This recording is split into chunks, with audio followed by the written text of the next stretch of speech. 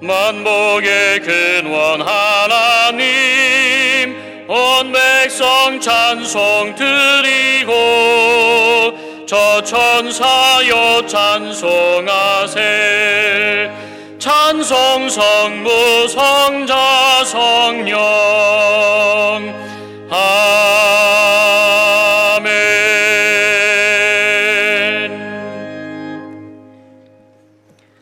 시와 찬송과 신령한 노래들로 서로 화답하며 너희의 마음으로 주께 노래하며 찬송하며 범사의 우리 주 예수 그리스도의 이름으로 항상 아버지 하나님께 감사하며 그리스도를 경외함으로 피차 복종하라.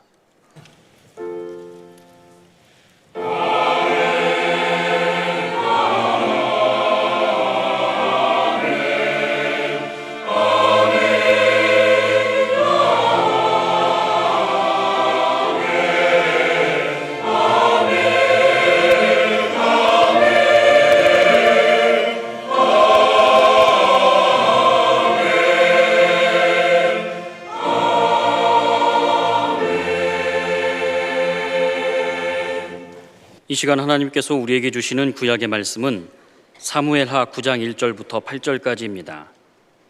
제가 보는 성경으로는 475쪽입니다.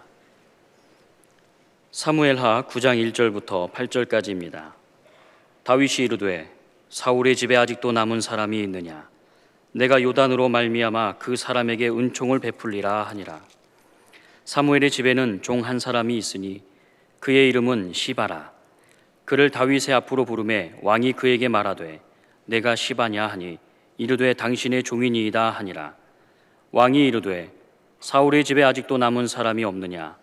내가 그 사람에게 하나님의 은총을 베풀고자 하노라 하니 시바가 왕께 아뢰되 요나단의 아들 하나가 있는데 다리 저는 자니이다 하니라. 왕이 그에게 말하되 그가 어디 있느냐 하니 시바가 왕께 아뢰되 로드발 암미엘의 아들 마길의 집에 있나이다 하니라. 다윗 왕이 사람을 보내어 로드발 암미엘의 아들 마길의 집에서 그를 데려오니 사울의 손자 요나단의 아들 무비보셋이 다윗에게 나와 그 앞에 엎드려 절하매 다윗이 이르되 무비보셋이여 하니 그가 이르기를 보소서 당신의 종이니이다. 다윗이 그에게 이르되 무서워하지 말라. 내가 반드시 내 아버지 요나단으로 말미암아 내게 은총을 베풀리라. 내가 내 할아버지 사울의 모든 밭을 다 내게 도로 주겠고 또 너는 항상 내 상에서 떡을 먹을지니라 하니 그가 절하여 이르되 이 종이 무엇이기에 왕께서 죽은 개 같은 나를 돌아보시나이까 하니라. 아멘.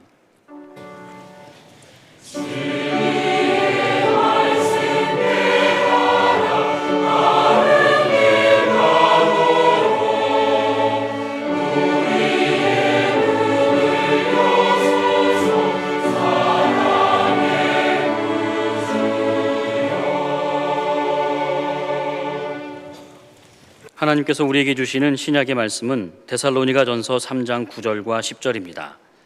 제가 보는 성경으로는 331쪽입니다. 데살로니가전서 3장 9절과 10절입니다. 우리가 우리 하나님 앞에서 너희로 말미암아 모든 기쁨으로 기뻐하니 너희를 위하여 능히 어떠한 감사로 하나님께 보답할까?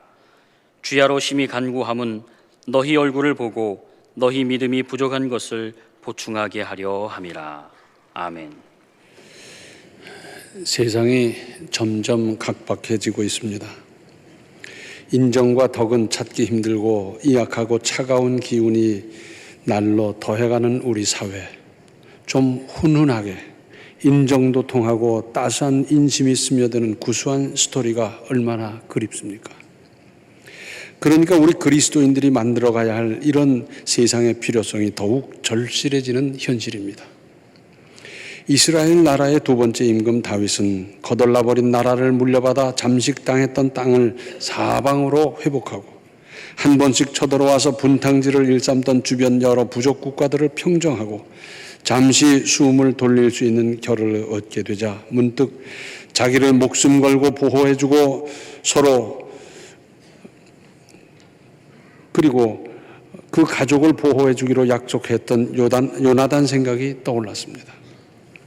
오늘 본문 1절에 다윗이 이르되 사울의 집에 아직도 남은 사람이 있느냐 내가 요나단으로 말미암아 그 사람에게 은총을 베풀리라 하니라.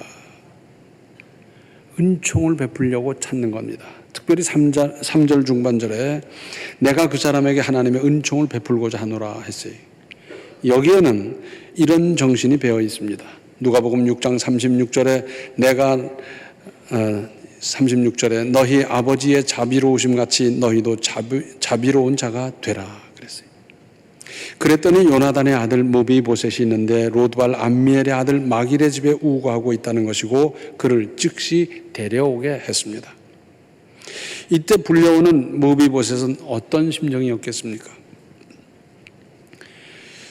고대에는 왕위가 자식대로 물려지지 않을 경우 전 왕의 가족들을 멸절시키는 것이 일반적이었고 특히 무비보셋의 조부인 사울은 다윗을 온갖 방법으로 죽이려고 추격했던 것을 당시 사람들은 모르는 사람이 없었을 텐데 그러고 보면 그러지 않아도 마길의 집에 얹혀서 숨도 제대로 못 쉬고 살던 터에 다윗 왕에게 불려 나오면서 얼마나 떨렸겠습니까?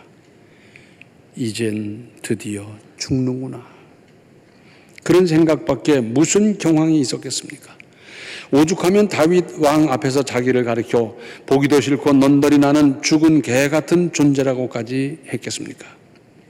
당시 무비보셋은 20살쯤 되었고 어린 아기가 하나 있었습니다. 그런데 다윗의 태도는 전혀 달랐습니다. 7절에 다윗이 그에게 이르되 무서워하지 말라. 내가 반드시 내 아버지 요나단으로 말미암아 내게 은총을 베풀리라.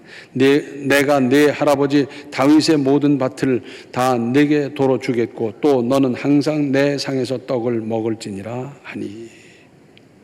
이게 꿈인지 생시인지 제 몸을 꼬집어 보지 않았겠습니까? 다윗이 무비보셋에게 어떻게 했습니까? 재산을 회복시켜 주었습니다. 당시 전왕 사울의 사유재산이 상당히 많았던 것 같은데 그런데 다윗의 종 시바가 관리하면서 사울의 종 시바가 관리하면서 제 것인 양 푸짐하게 살고 있었습니다. 무비보셋은 감히 할아버지의 재산을 찾아 나설 꿈도 못 꾸고 있었는데 바로 이것을 회복시켜 준 것입니다. 다윗 왕이 몰수해도 할 말이 있을 수 없고 또 그렇게 했다 한들 다윗이 잘못했다고 할 사람도 없을 텐데 이렇게 해 주었습니다. 그러면서 그 재산을 시바가 다 잘 관리하고 그 결과를 갖다 바치라고. 그러니까 평생 먹고 살고 누릴 수 있도록 해 주었습니다. 사무엘하서 4장 4절을 보면 사울의 아들 요나단에게 다리 저는 아들 하나가 있었으니 이름은 무비보셋이라 전에 사울과 요나단이 죽은 소식이 이스라엘에서 올 때에 그의 나이가 5살이었는데 그 유모가 안고 도망할 때 급히 도망하다가 아이가 떨어져 절게 되었더라. 길보아 전투에서 사울 왕과 아들 요나단이 함께 죽었어요. 그러면 그 다음 어떻게 되는 겁니까? 이 가문은 남은 가족들 다 끝나는 거예요. 그래서 무비보셋을 안고 유모가 들이뛰다가 떨어뜨려서 다리를 절게 됐더라. 두 다리를 저는 장애인이 됐습니다. 당시에는 장애인은 공직에 나갈 수도 없고 지도자가 될 수도 없었으며 대중 앞에 나설 수도 없었는데 다윗 왕은 이런 것을 전혀 개의치 않았습니다. 그리고는 왕의 식탁에서 먹도록 했습니다. 이것은 대단한 영광입니다. 왕의 식탁에서 왕과 더불어 한 끼만 먹어도 그것은 영광 중의 영광인데 늘 그렇게 먹도록 한 것은 왕자와 같이 대우한 겁니다. 이렇게 놀라운 대우가 어디 있겠습니까? 가만히 생각해 보면 그 자리에서 기절하지 않았나 모르겠어요. 무비보셋이 감격해서 하는 말 8절에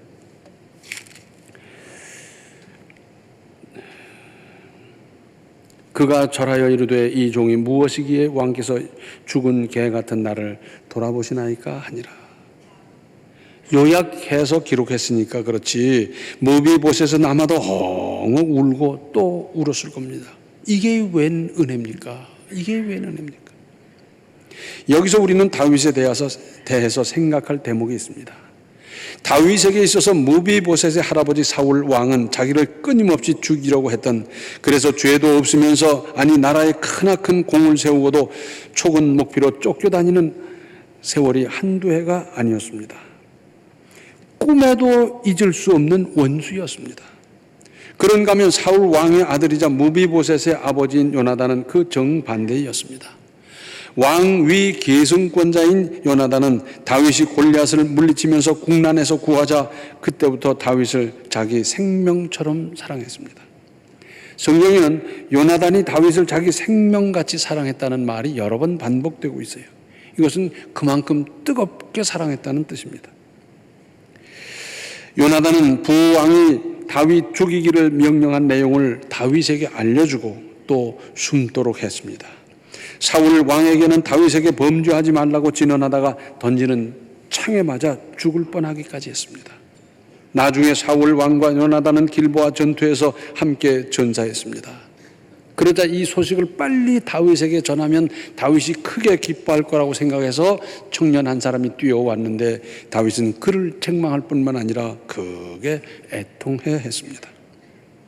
다윗은 이때 무비보셋의 할아버지 사울에게 복수하기 위해서 그 후손인 무비보셋과 그 자식까지 베어버리는 악을 택하지 않고 무비보셋의 아버지 요나단과의 언약을 명심하여 상기하고 요나단이 베풀어준 은혜를 그 자식 때에 후하게 갚는 그런 쪽을 택했습니다.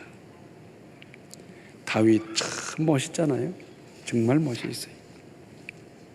복수 시원하고 통쾌하고 후련한 것 같은데 복수는 복수를 낳고 확대 재생산되어 두고두고 더 심각해져 갈 수밖에 없습니다.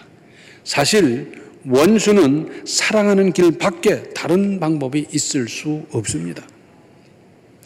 옛날 우리나라에서는 가장 큰 죄, 즉 영모, 별난을 도모하는 죄가 발각되면 삼족을 멸했습니다.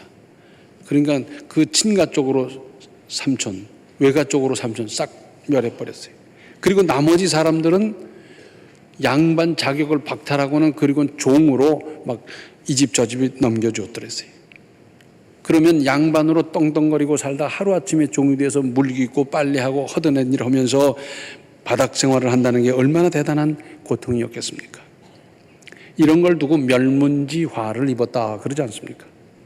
지금 현재 북한에서는 아침에 일어나 봤더니 어떤 집이 그냥 싹 없어졌어요. 왜 없어졌는지, 어디로 가는지, 뭘 하다 그렇게 됐는지 아무도 모르는데, 그리고는 요독이라든지 수용소로 보내버리는데 거기서는 죽지 못해 사는 겁니다. 그 요독 수용소를 탈출한 사람이 강철환이라고 그 책을 썼는데, 수용소의 노래라는 책, 그 좀 사서 읽어보시면 좋겠어요. 완전히 멸문지화를 입는 겁니다. 그 집만이 아니라 관계된 사람까지 몽땅 그냥 숙청해버리는데, 그 수십만 명이 여러 수용소에서 죽지 못해 살아가면서 그들의 원한이 하늘에 사무치지 않겠습니까? 시편 116편 12절을 보면 내게 주신 모든 은혜를 내가 여호와께 무엇으로 보답할까? 하나님의 은혜를 깨닫고 봤더니 그냥 있을 수가 없어서 어떻게라도 좀 보답해야 되겠다는 그 심정이 들어있지 않습니까? 시편 116편 18절을 보면 내가 여호와께 서원한 것을 그의 모든 백성이 보는 앞에서 지키리로다. 하나님께 서원한 것 잘 지키십시오. 잘 못 지킨 게 얼마나 많습니까? 하나하나 잘 지키시기 바랍니다. 또 시편 37편 25절과 26절을 보면 내가 어려서부터 늙기까지 의인이 버림을 당하거나 그의 자손이 걸식함을 보지 못하였도다. 그는 종일토록 은혜를 베풀고 꾸어주니 그의 자손이 복을 받는도다 했어요. 우리나라에서 옛날에 독립운동을 하면 3대가 고생한다 그랬어요.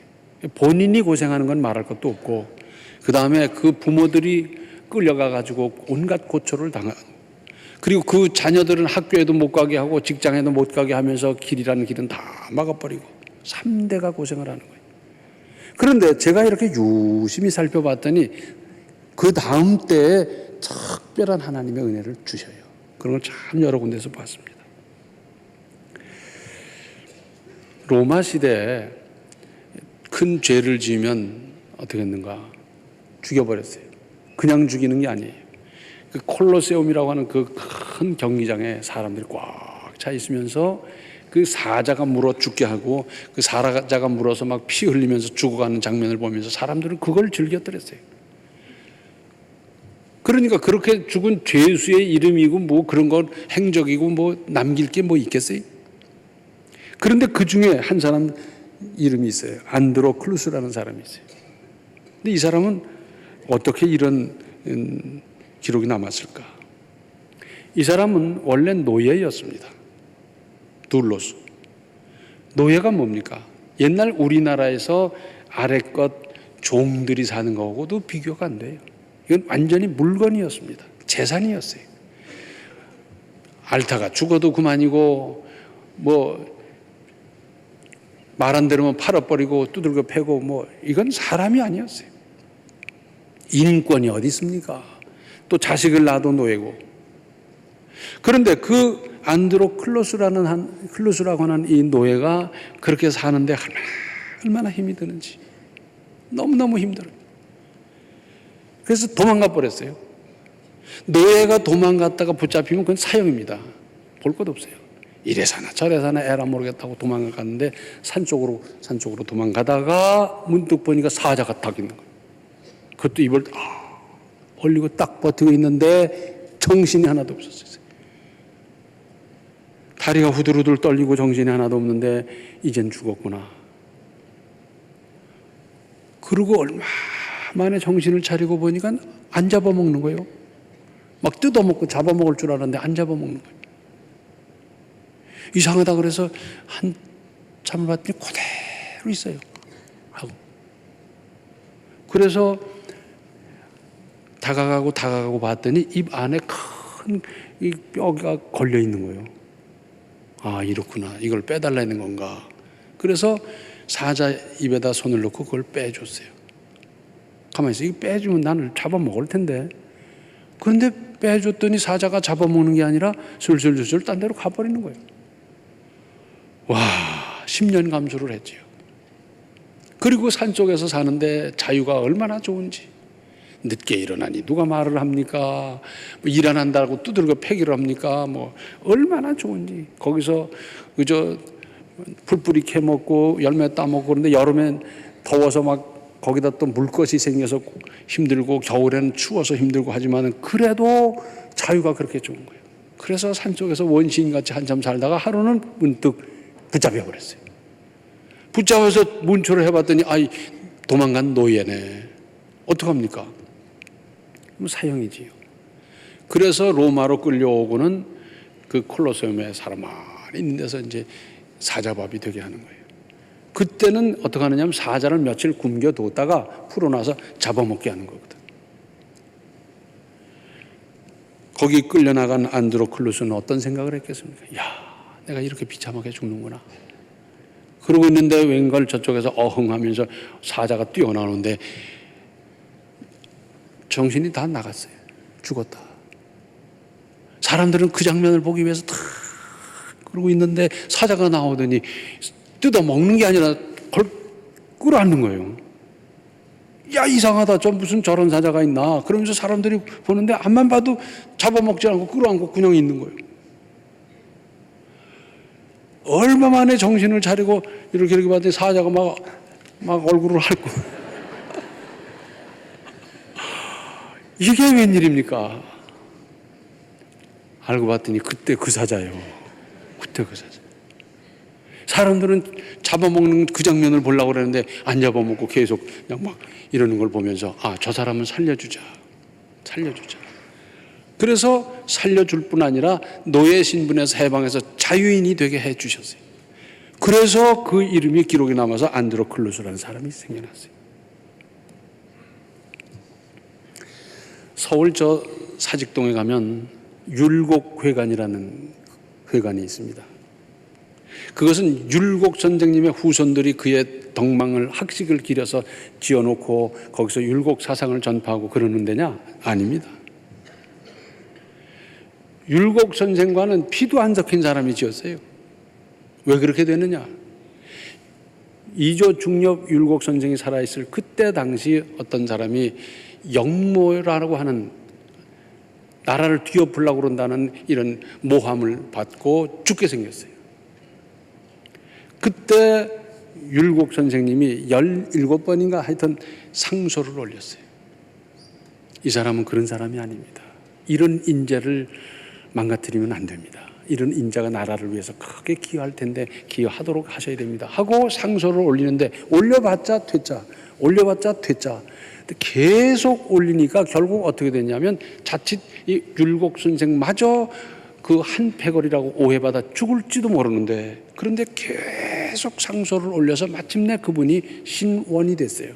그 모함에서 벗어나고 그리고 그 관직을 유지하고 그리고 쭉 살았어요.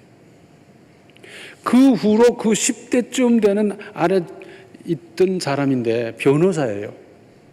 이분은 노랭이라고 소문이 났어요. 구두 하나 사면 3년을 신고 양복 한 벌로 몇 년을 입고 하면서 그렇게 구두쇠 하면서 돈을 모아서 뭘 했느냐? 율곡회관을 지었어요. 만약에 그때 우리 멧돼지 할아버지가 그렇게 해서 삭탈 관직을 당할 뿐만 아니라 멸문지 화를 입었더라면 우리 조상들은 죽거나 아니면 쌍놈이 돼가지고 그 후손이 돼버렸을 때 그때를 생각하니까 기가 막힌 거예요. 그래가지고 율곡 후손이 지은 게 아니라 그 사람이 지었다니까. 그 변호사가 그걸 짓고는 율곡 후손들에게 당신들이 사용하고 이 정신을 기리고 잘하십시오. 그러고 넘겨줬어요. 서울 가시거든 한번 보시기 바랍니다. 은혜를 잊지 않는 정도가 아니라 이제 은혜를 좀 갚아가며 사십시다. 혹 이런 이야기를 들었습니까? 내가 자네 춘부장, 자네 선친으로 말미암아 큰 은혜를 입었더라네. 자네는 모르겠지만 나는 큰 은혜를 입었는데 그 어른은 이미 돌아가시고 자네는 모르겠지만 내가 가만히 있을 수 없어서 아무래도 자네에게 이만큼 내가 좀 보답을 해야 되겠네. 그런 얘기를 들어보셨습니까? 해보셨습니까? 아이, 졸지만 말고. 내가 자네 조부로 말미암아 이렇게 어려울 때 큰 혜택을 입어서 내가 그때 살아났는데, 근데 그때 당시 내가 경황이 없었고 이제 지금 내가 조금 그 여유가 생겼는데 아무래도 내 은혜를 갚지 않고는 그냥 갈 수가 없어. 그래서 잘 모르지만은 그 손자인 자네에게 내가 이렇게 좀 보답하고 싶네. 그런 이야기를 들어보셨습니까? 해보셨습니까? 좀 이런 얘기 좀 많았으면 좋지 않겠어요? 다윗의 아들 솔로몬은 집권 초기에 나라를 잘 다스리고 아주 지혜로운 임금으로서 떵떵거리고 굉장했더랬습니다. 그런데 말년에는 영 딴 사람이 됐어요. 열왕기상서 11장 11절과 12절을 보면 이런 말씀이 있습니다. 여호와께서 솔로몬에게 말씀하시되 내게 이러한 일이 있었고 또 내가 내 언약과 내가 네게 명령한 법도를 지키지 아니하였으니 내가 반드시 이 나라를 내게서 빼앗아 내 신하에게 주리라. 그러나 내 아버지 다윗을 위하여 네 세대에는 이 일을 행하지 아니하고 내 아들의 손에서 빼앗으려니와. 그랬어요. 다윗이 하나님을 제대로 잘 섬겼기 때문에 그 아들대에 잘못해서 벌을 주고 징계를 받아야 되는데 그걸 유예해 주겠다는 겁니다. 신앙생활 잘 하십시오. 하나님 잘 섬기십시오. 너는 지금 잘못하지만 내 아버지 때문에, 내 어머니 때문에, 내 할아버지 때문에 유예하노라. 네가 잘하니까 할아버지께 드렸던 것, 아버지께 드렸던 것, 아니 거기다 플러스 제곱해서 너에겐 더 주겠다. 뭐 이런 맛이 있어야 되지 않겠습니까? 신앙생활 잘 하시고요. 하나님 잘 섬기십시오. 하나님의 막중한 은혜를 입은 우리 그리스도인들이 이 각박한 사회에서 훈훈한 이야기를 만들어가며 살아야 되지 않겠습니까? 우리 한 사람 한 사람이 이런 훈훈한 스토리를 만들고 이루고 아름답게 살아갈 수 있기를 바랍니다. 기도하시겠습니다. 은혜로우신 아버지 하나님, 저희들 참 각박하게 살아왔습니다. 이제 좀 마음 문을 열고 푼푼하게 살아갈 수 있게 하여 주시고 훈훈한 인정이 통하는 사회를 만들어갈 수 있게 하여 주시고 우리는 영원히 죽을 수밖에 없었는데 하나님의 그 막중한 은혜로 이렇게 은혜를 입은 사람으로서 이 은혜를 베풀면서 보답하면서 하나님께도 사람에게도 보답하면서 살아가는 우리의 삶이 되게 하심으로 말미암아 이 사회가 훈훈해지고 인정이 통하고 아름다운 스토리가 여기저기서 얼마든지 생겨나는 이 역사를 이루게 하여 주시옵소서. 예수님의 이름 받들어 간절히 기도하옵나이다. 아멘. 이제는 하나님과 사람으로부터 받은 은혜를 보답하며 살아가십시오.